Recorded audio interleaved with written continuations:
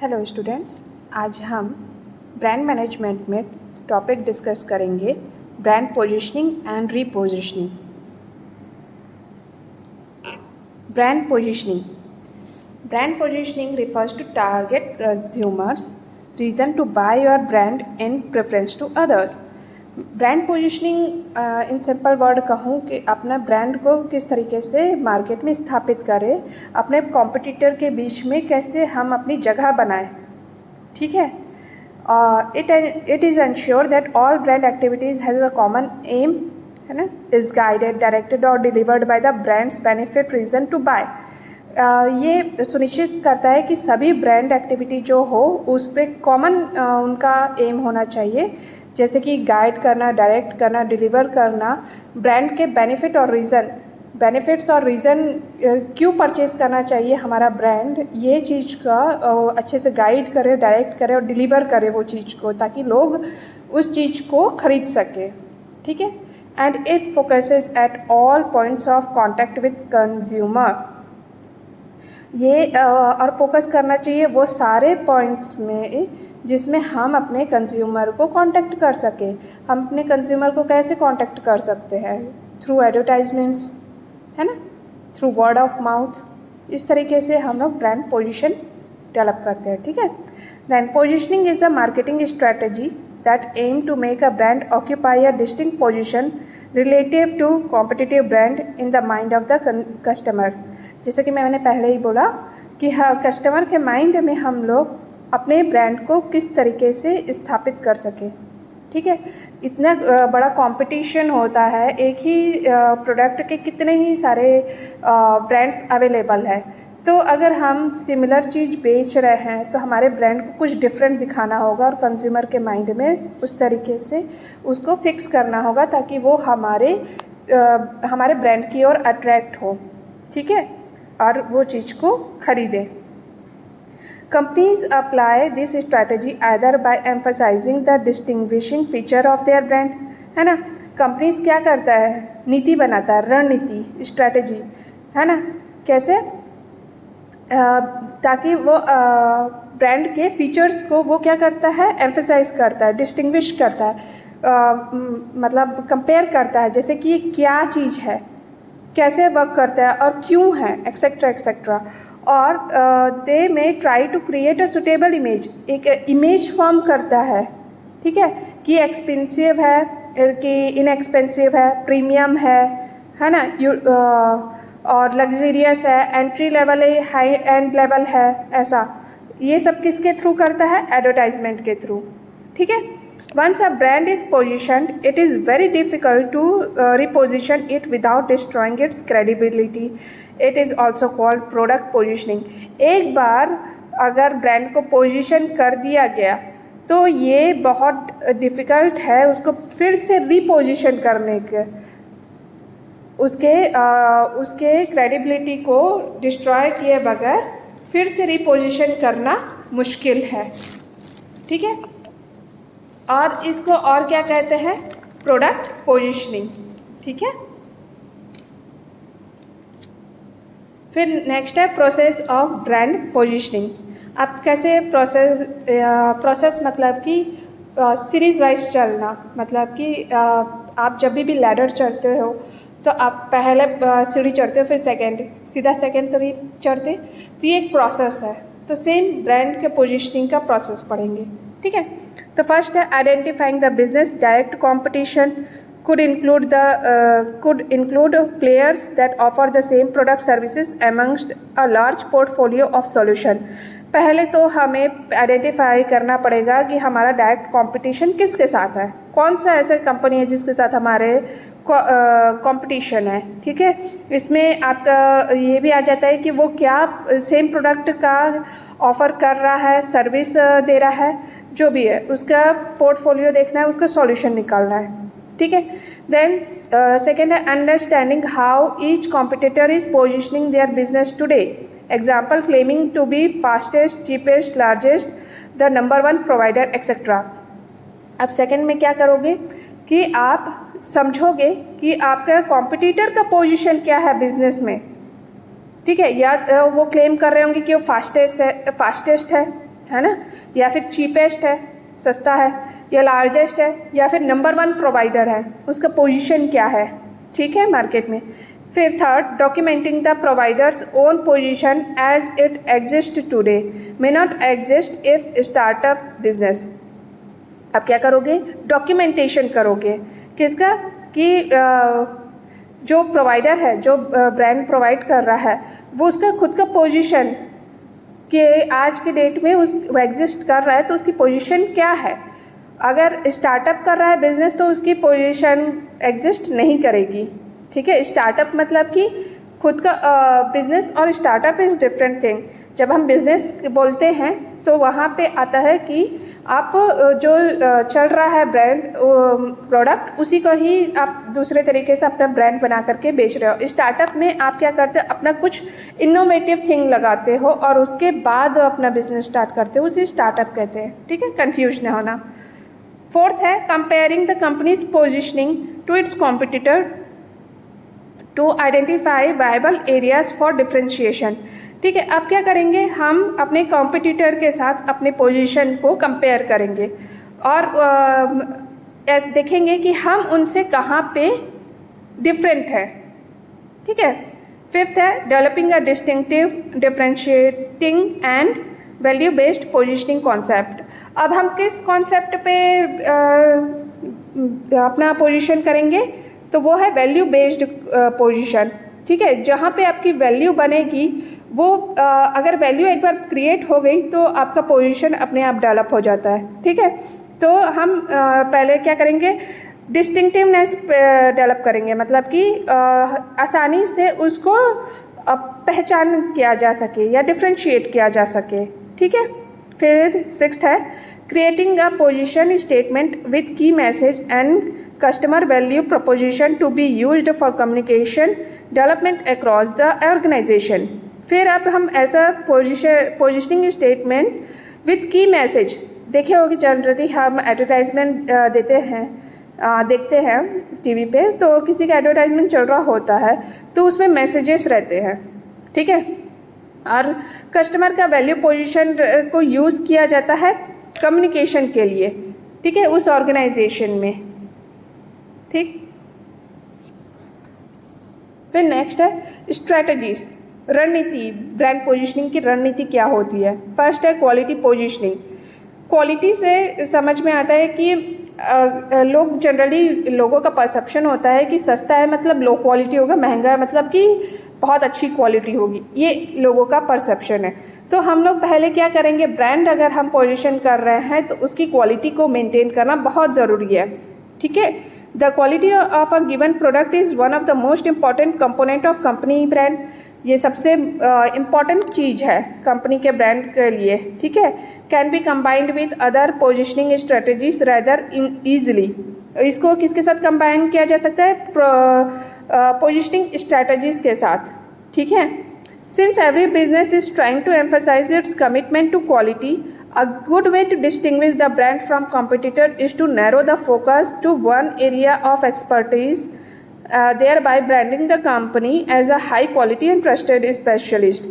यहाँ पे क्या हो रहा है, हर एक बिजनेस अपनी क्वालिटी पे ज़्यादा ध्यान देता है, ठीक है।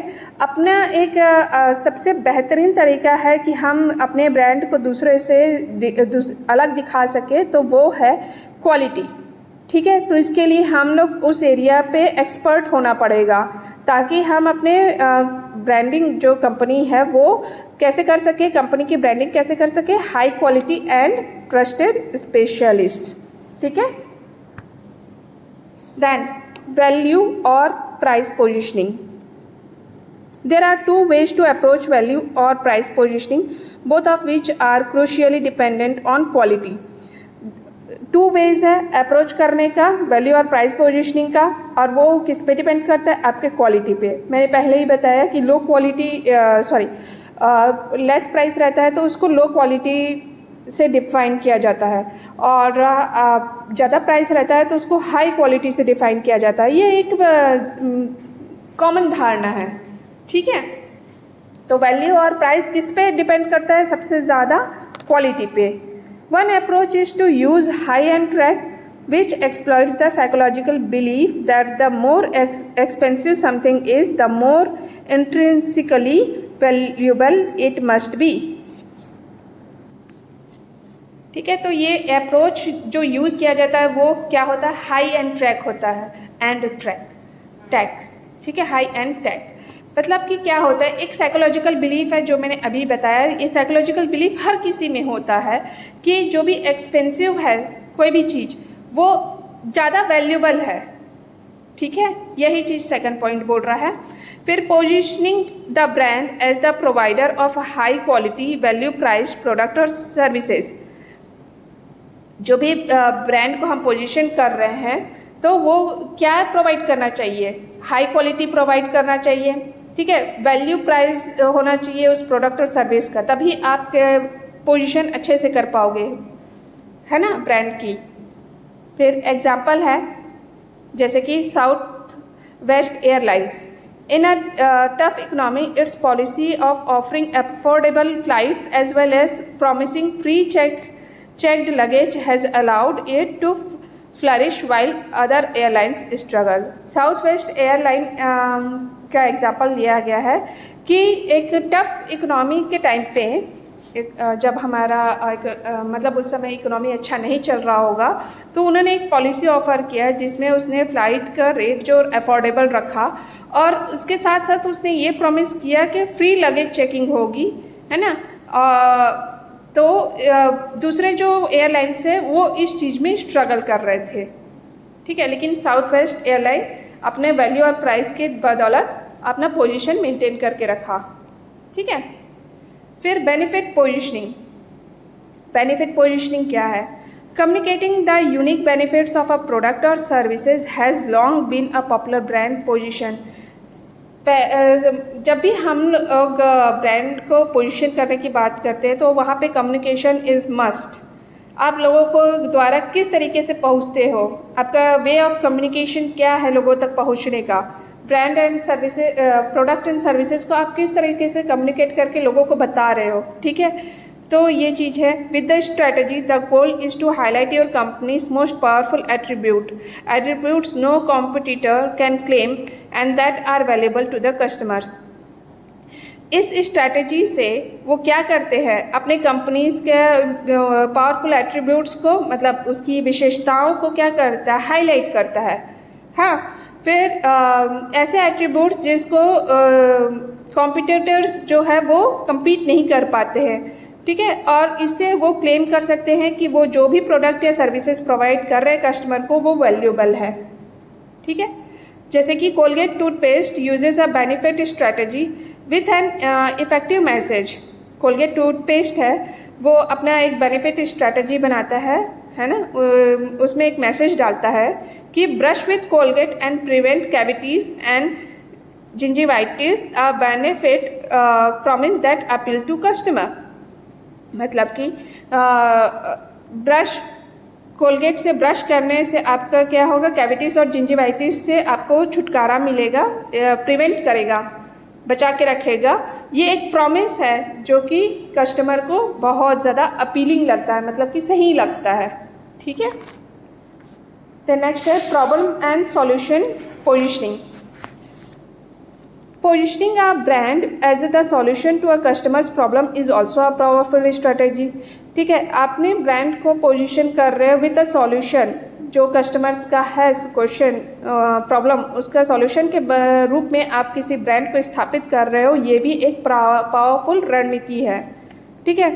The idea is to demonstrate that the company has the power to relieve customers of whatever problem that they may be facing both quickly and efficiently.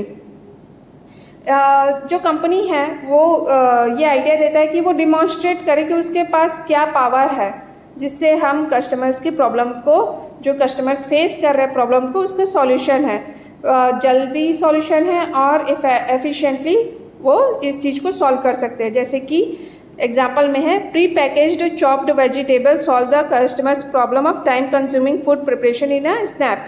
देखो क्या होता है, घर में किचन में चॉपिंग के लिए, मतलब काटने वाटने के लिए, सब्जी काटने के लिए बहुत टाइम लगता है। तो पहले से ही हम क्या कर देते हैं, चॉपिंग वाला मशीन दे दिए, वेजिटेबल काटने वाला।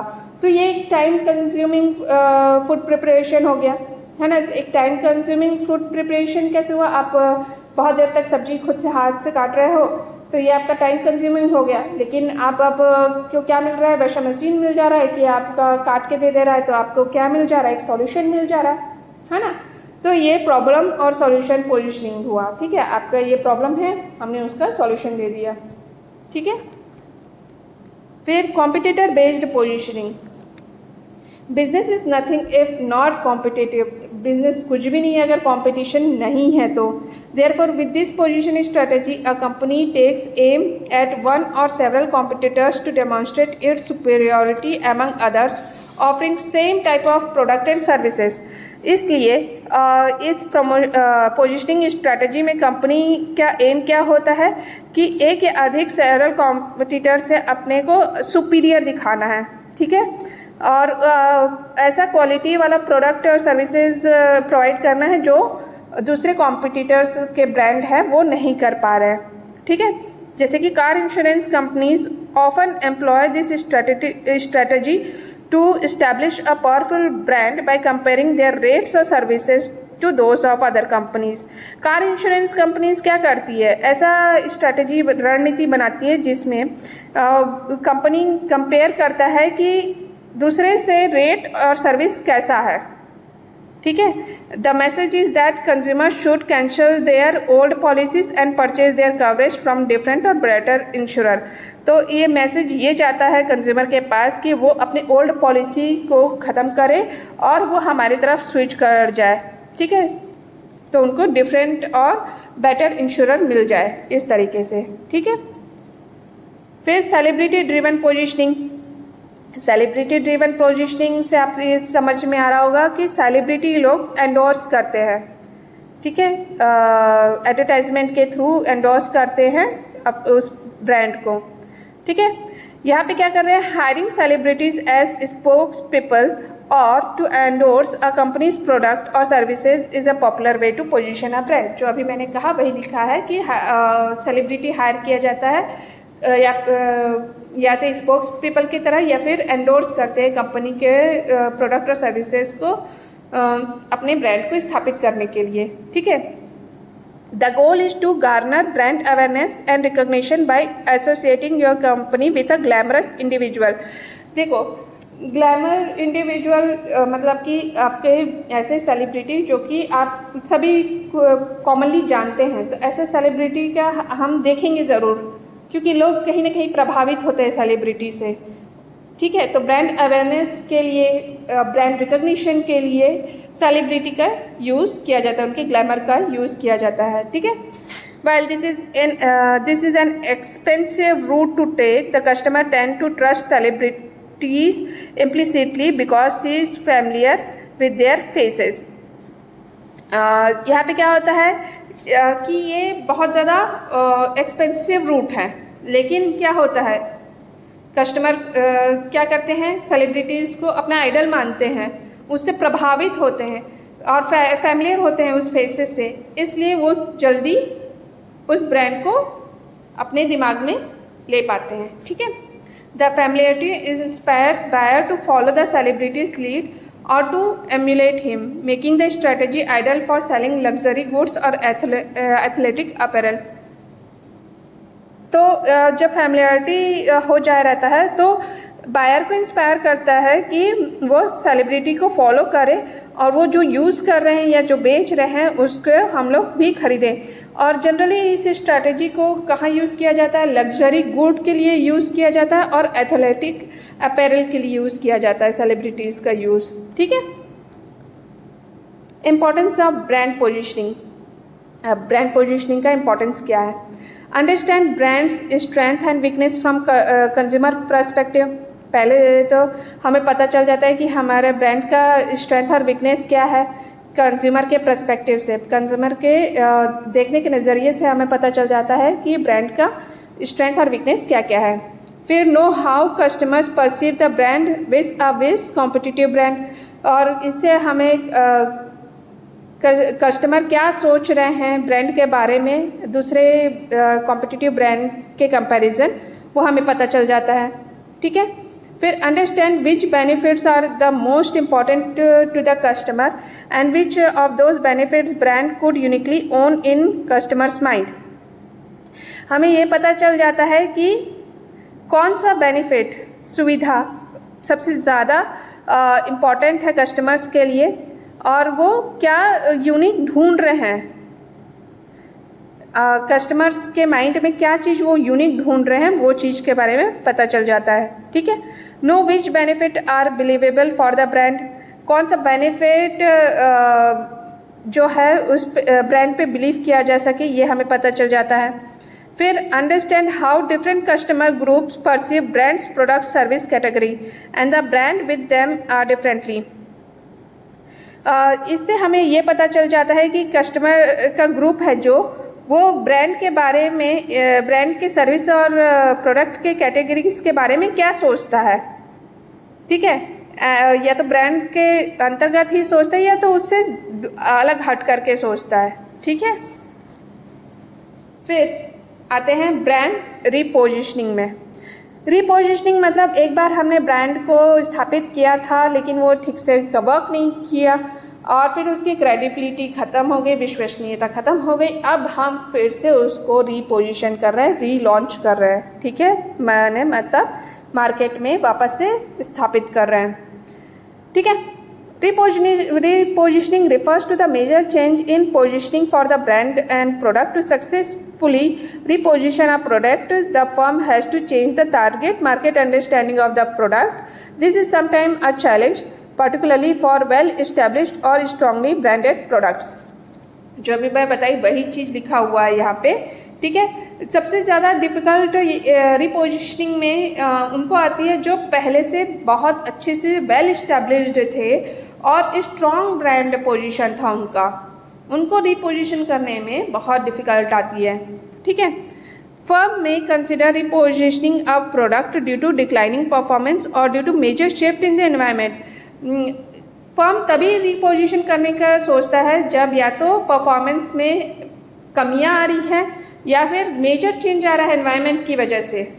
ठीक है, many firm chooses to launch a new product और brand instead of repositioning because of the effort and cost required to successfully implement the change.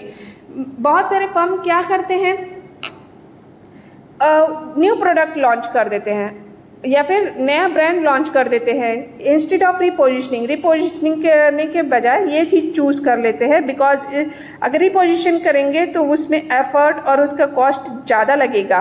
ठीक है, उसको चेंज को इम्प्लीमेंट करने के लिए, इसलिए क्या करते हैं वापस से फिर से ब्रांड बना करके लॉन्च करते हैं। ठीक है, when a company sees a decrease in sales over time और a major changes coming down the line, they know it is time to implement changes within the company. अगर company देख रहा है कि सेल्स में over the time sales में कमियां आ रही है, कुछ चेंजेस आ रही हैं, ठीक से वर्क नहीं कर रहा है ना, तो ये समय हो जाता है इम्प्लीमेंट चेंज करने का विद इन द कंपनी के अंदर में ही इसको चेंज करने का समय आ गया है, ऐसा रहता है। ठीक है, फिर brand रिपोजिशनिंग is when companies change a brands status in the market place. Brand रिपोजिशनिंग वो है जिसमें कंपनी जो है चेंजेस होते हैं ना, जो ब्रांड स्टेटस मार्केट प्लेस में उसका ब्रांड रिपोजिशनिंग होता है। This typically includes changes to marketing mix. Generally इसमें क्या क्या इंक्लूड रहता है, मार्केटिंग मिक्स। ठीक है, आपने 4 Ps पढ़े होंगे, अभी 7 Ps भी है। तो 4 Ps में प्रोडक्ट, प्लेस, प्राइस, प्रमोशन होता है, ये सारे चीज़ें चेंज हो जाती है, रिपोजिशन हो जाती है। ठीक है, repositioning is done to keep up the customer wants and needs. Repositioning क्यों किया जाता है, ताकि कस्टमर्स के वांट्स और नीड को कीप अप किया जा सके, रखा जा सके। तो ब्रांड पोजिशनिंग की स्ट्रैटेजीज क्या क्या हैं, तो पहला है ब्रांड रीलॉन्च।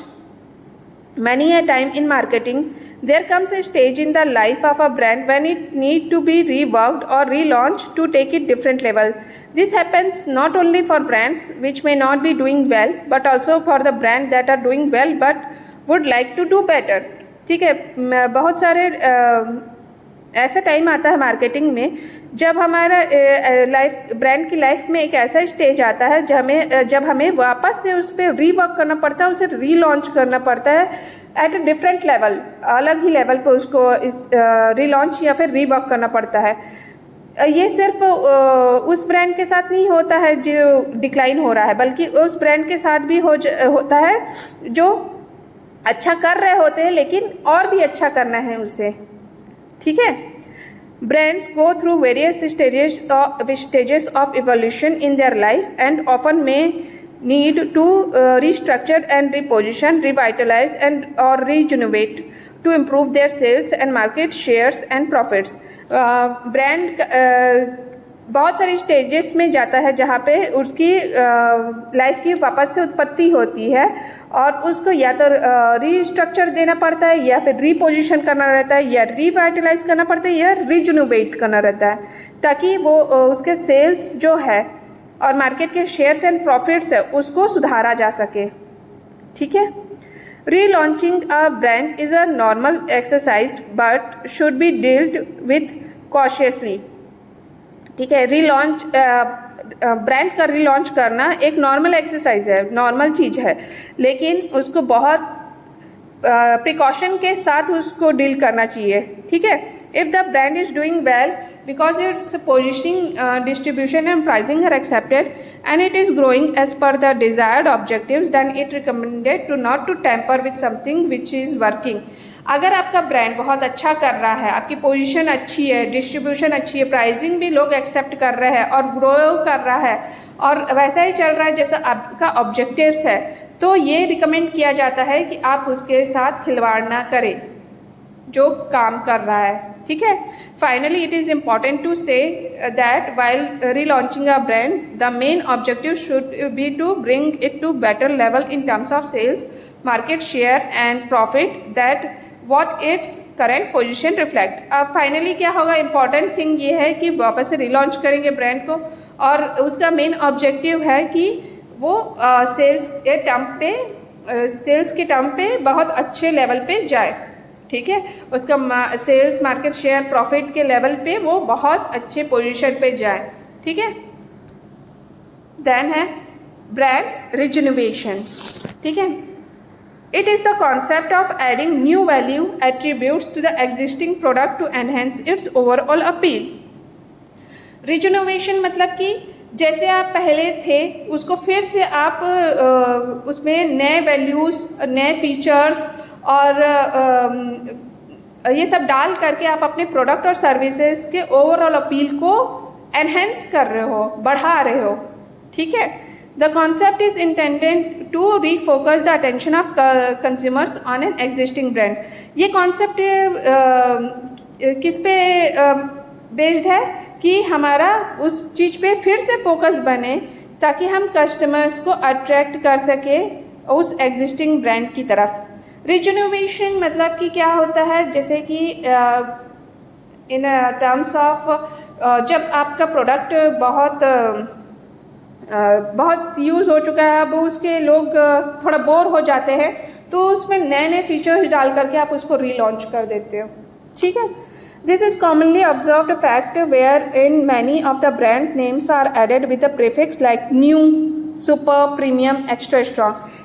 कॉमनली ये ऑब्जर्व किया गया है कि ब्रांड जब अपना रीलॉन्च करता है तो उसका प्रीफिक्स डाल देता है, new, super, premium, extra strong, ऐसा एक्सेट्रा, ये सब चीज़ें डाल देता है ताकि वो अपने ब्रांड को ये बता रहा है कि हमने इसको रिजनोवेट किया है।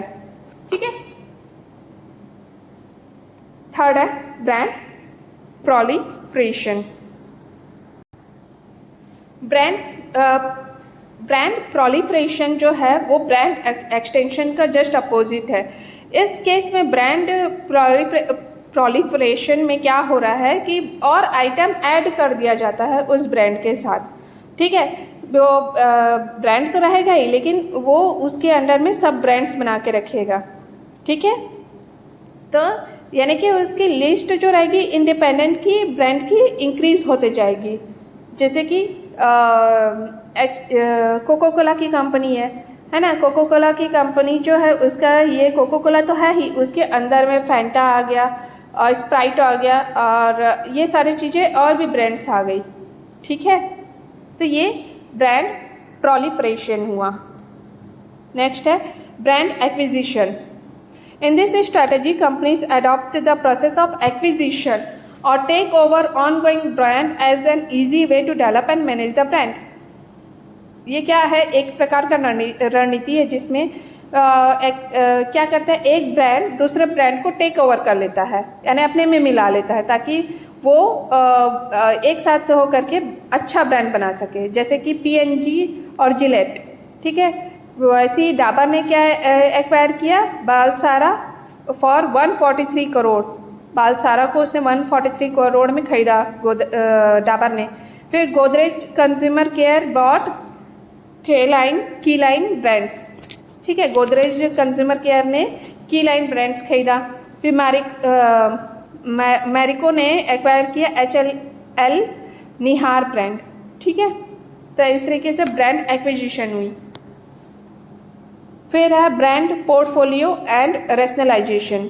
As the business grow it may accumulate more and more brands and the product lines become longer, ठीक है। जैसे जैसे बिजनेस ग्रो करता जाता है, प्रोडक्ट भी क्या ब्रांड भी क्या करता रहता है, ज़्यादा से ज़्यादा बढ़ता रहता है। और उसका प्रोडक्ट लाइन जो मतलब अब एक प्रोडक्ट पहले बना रहा था, अब क्या बना रहा है, 3-4 प्रोडक्ट बना रहा है, तो वो भी बढ़ता जाता है। At some point the firm may recognize that it has too many brands which constraint its resources और एफर्ट। एक समय बाद ये समझ में आता है कंपनी को, कि रिकग्नाइज करता है, समझ में आता है कि इतने सारे ब्रांड हो चुके हैं उसके पास कि अब उसके पास रिसोर्स और एफर्ट की कमी हो रही है। At that point, the firm may decline to cut short the product line and prune its brand portfolio by eliminating some of the brand. और इस पॉइंट पे क्या होता है कि फर्म जो रहता है वो कुछ प्रोडक्ट्स को अपने डिस्कार्ड कर देता है, प्रोडक्ट लाइन से हटा देता है और पोर्टफोलियो से एलिमिनेट कर देता है कुछ ब्रांड्स को, ठीक है। The idea is to manageable brand portfolio by shedding some of the brands. The company strive to make the remaining brand stronger by giving them more focused inputs, ठीक है। यहाँ पे आइडिया मिल रहा है कि यहाँ पे हमको ब्रांड पोर्टफोलियो कैसे मैनेज करना है, कैसे हमें ब्रांड को हटाना है, ठीक है, ताकि हमारा बाकी ब्रांड्स जो है वो स्ट्रांगली हम उस पर फोकस कर सकें और उसको बढ़ावा दे सकें। फिर ब्रांड एक्सटेंशन। ब्रांड एक्सटेंशन और brand stretching is a marketing strategy in which a firm marketing a product with a well developed image uses the same brand name in a different product category. Brand extension में को brand stretching भी कहा जा सकता है, जो कि एक मार्केटिंग रणनीति है जिसमें फर्म क्या करता है, जो भी प्रोडक्ट है जिसका मार्केटिंग कर रहे हैं तो उसका ऑलरेडी एक वेल डेवलप्ड इमेज है ना, वो क्या करता है, अपना सेम ब्रांड नेम यूज़ करके दूसरा प्रोडक्ट बना देता है, ठीक है। The new product is called a spin off, और उस न्यू प्रोडक्ट को क्या कहते हैं, स्पिन ऑफ, ठीक है। Organization use this strategy to increase and leverage brand equity. Organization इस रणनीति को यूज़ करता है ताकि ब्रांड इक्विटी को इंक्रीज और लेवरेज कर सके, ठीक है।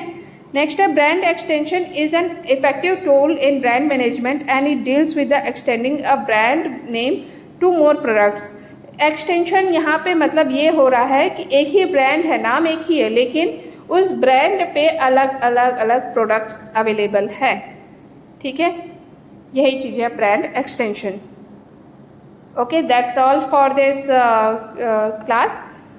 We will discuss in our next class in this topic, ठीक है। Thank you.